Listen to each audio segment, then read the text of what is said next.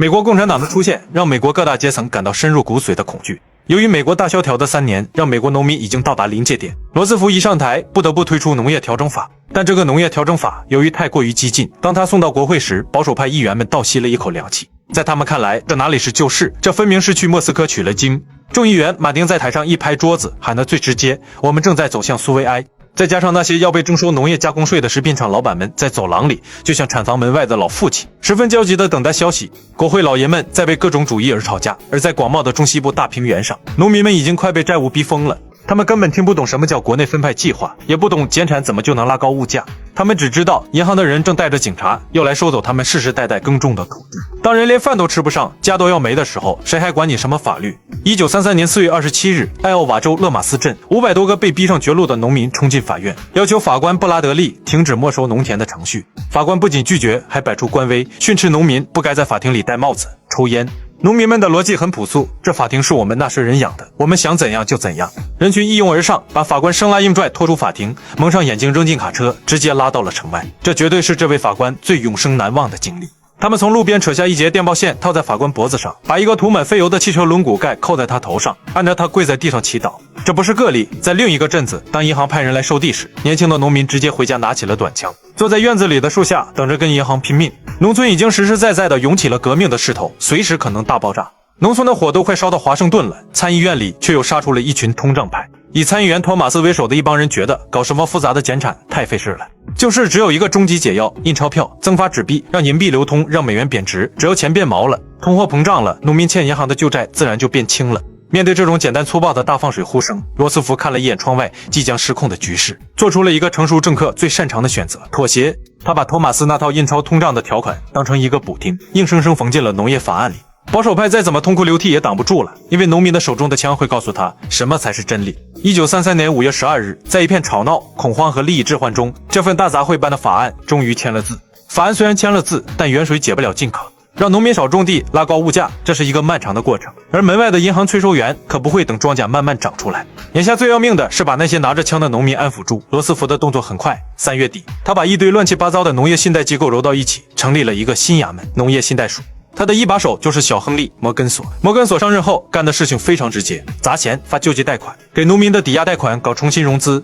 同时他手起刀落，把全国的农业贷款利率砍掉了一大截。这招立竿见影，但也得罪了既得利益者。当时的副总统约翰·加纳自己就是个银行家。有一次开内阁会议，加纳实在忍不住了，指着摩根索的鼻子抱怨：“你这该死混蛋！你没来的时候，我和我老婆放贷平均能收16%的利息，现在顶多只能收5%了。”被骂归被骂，摩根索在头7个月里就放出去1亿多美元的贷款，是过去整个土地银行体系1年放贷量的4倍。真金白银砸下去，农村那口快要爆炸的锅总算是撤了火。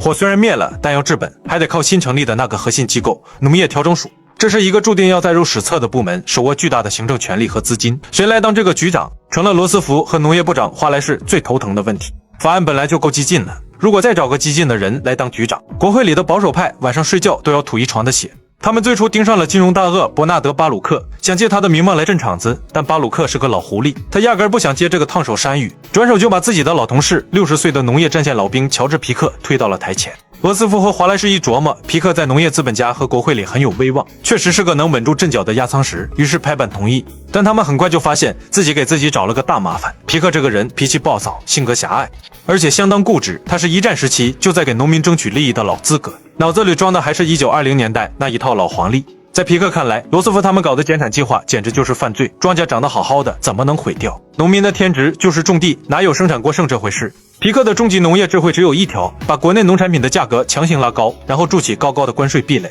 至于国内吃不完的多余粮食，政府出面全部倾销到国外去。至于华莱士手底下那些满脑子宏观经济学，天天研究怎么控制产量的年轻理论家，皮克根本看不起。问题明明很简单，不就是把价格提上去吗？搞那么复杂干什么？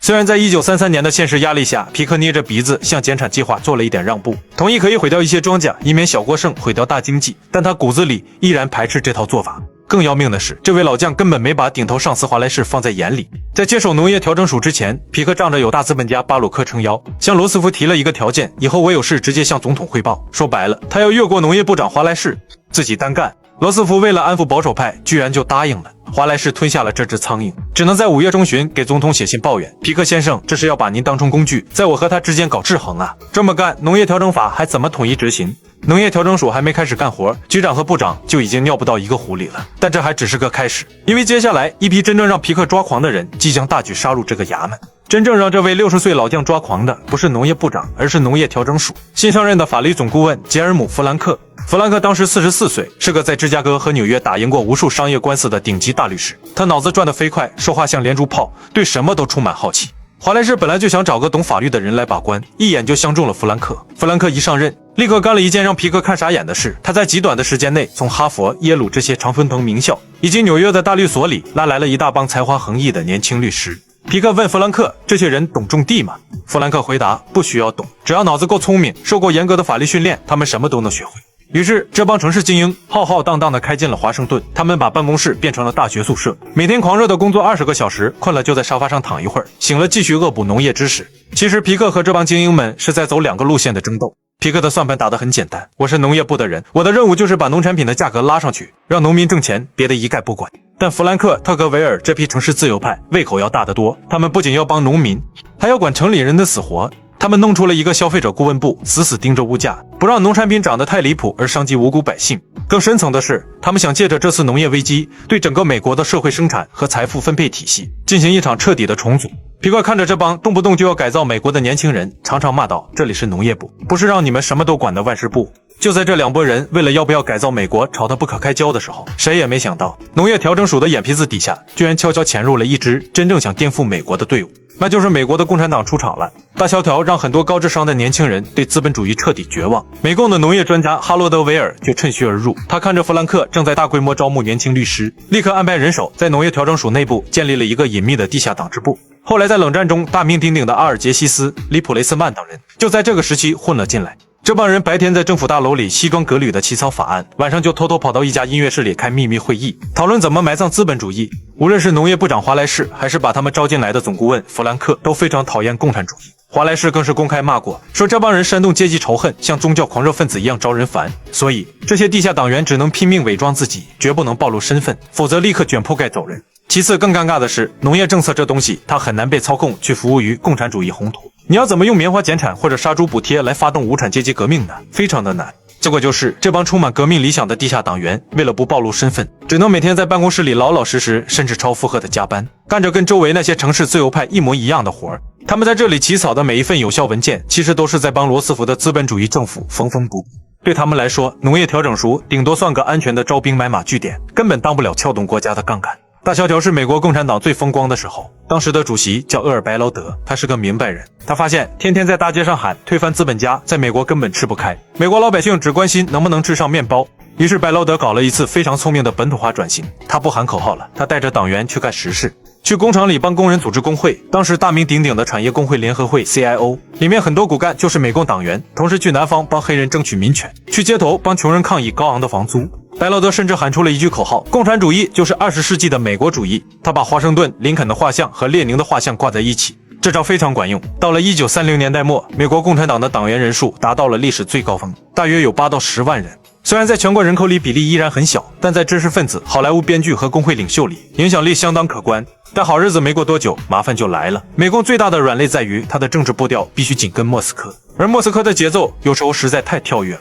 1939年，斯大林和希特勒签了苏德互不侵犯条约，这下美国共产党傻眼了。前一天，他们还在报纸上痛骂法西斯，号召全美国团结起来抵抗希特勒。条约一签，莫斯科发来指示，美共只能立刻改口，说欧洲的战争是帝国主义狗咬狗，美国千万不要去打德国。这个毫无底线的急转弯，让很多怀揣反法西斯理想入党的美国知识分子三观尽毁，纷纷退党。结果到了1941年夏天，希特勒撕毁条约，闪击苏联。美共的口风一夜之间又变了，瞬间变成了全美国最狂热的主战派和爱国者。他们不仅强烈要求美国参战，甚至在战争期间主动要求工人绝对不能停工，以学为了前线的胜利。为了表示对美国政府的绝对忠诚，白劳德在1944年甚至干出了一件匪夷所思的事，他直接把美国共产党给解散了，改名叫共产主义政治协会，变成了一个类似政治俱乐部的组织。所以美国共产党在美国完全成不了气候，不根据美国实际情况出发，跟着斯大林发癫，注定失败。下一期我们继续讲解罗斯福新政的农业改革。